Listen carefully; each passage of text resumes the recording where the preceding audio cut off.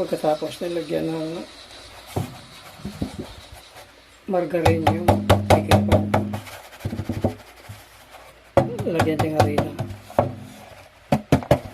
para hindi dumikit yung ibibake ko ngayon.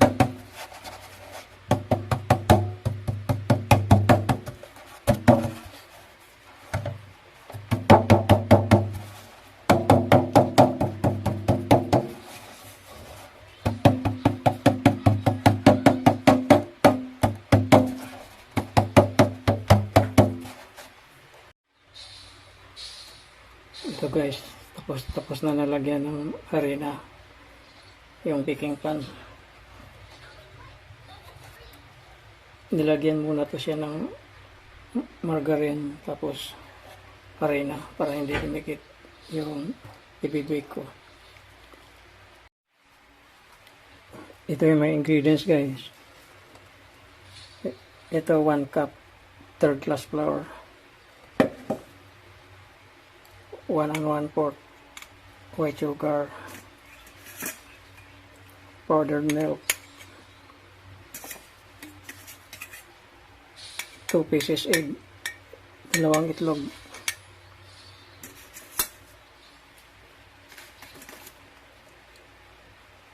asin, baking powder,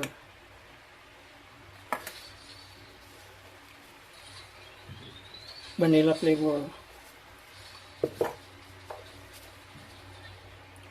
pink liquid food color,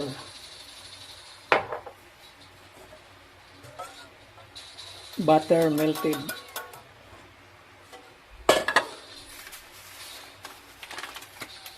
ito yung ginamit ko guys, yung powdered milk, 3 piraso. Tapos yung butter na tinunaw, ito yun. Ito na yung natunaw.